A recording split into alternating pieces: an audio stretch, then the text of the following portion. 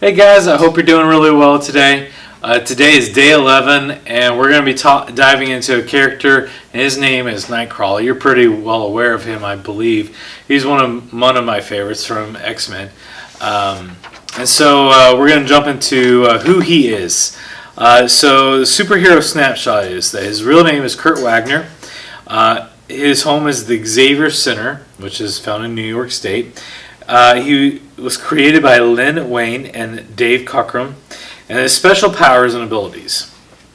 His mutant power to teleport himself, his clothing, and a limited amount of additional mass by traveling through another dimension. When he teleports, part of that dimension escapes onto Earth, accompanied by a pff sound and the smell of brimstone. Nightcrawler studied to become a priest, but was never ordained.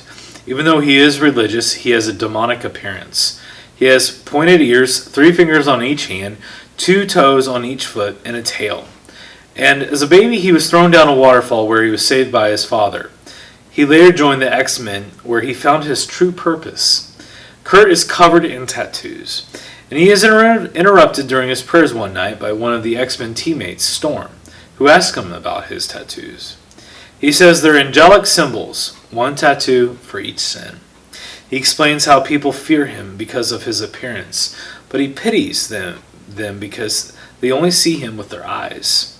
Storm says she doesn't pity people because anger fuels her survival. Nightcrawler replies, "So can faith." In this conversation, are you more like Storm or like Nightcrawler? The word pity has such a negative connotation in the world today, and we have to have a Christ-like pity for others. So why does the word pity tend to have this negative connotation? Think about that. And think about that while we jump into Mark chapter 9, verse 17 through 27. Mark chapter 9, verse 17 through 27. It says this, And one of the crowd answered him, "Teacher, I brought you my son, possessed with a spirit which makes him mute. And whenever it seizes him, it slams him to the ground, and he foams at the mouth, and he grinds his teeth and stiffens out. I told your disciples to cast it out, and they could not do it."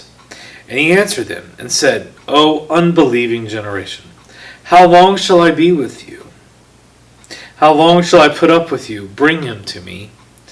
They brought the boy to him. When he saw him, immediately the spirit threw him into a convulsion, and falling to the ground, he began rolling around and foaming at the mouth. And he asked his father, "How long has this been happening to him?" And he said, "From childhood. It often throws him both into the fire and into the water to destroy him.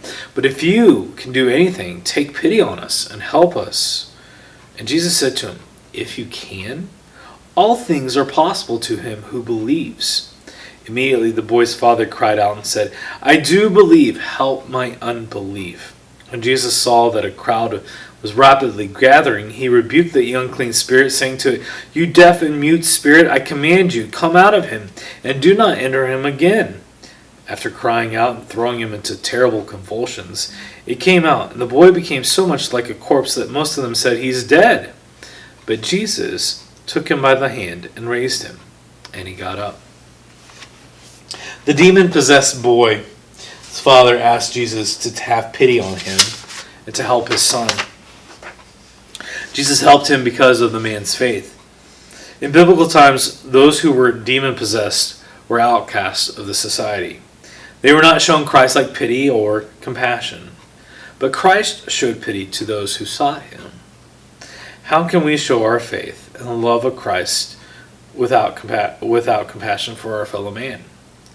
And let me ask you this question as I leave you today, what is the proper attitude and actions that should accompany pity?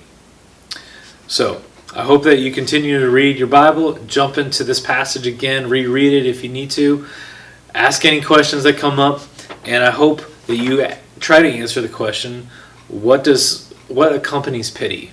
What does that look like? How should we use this in our faith? So, God bless, guys, and we'll see you tomorrow.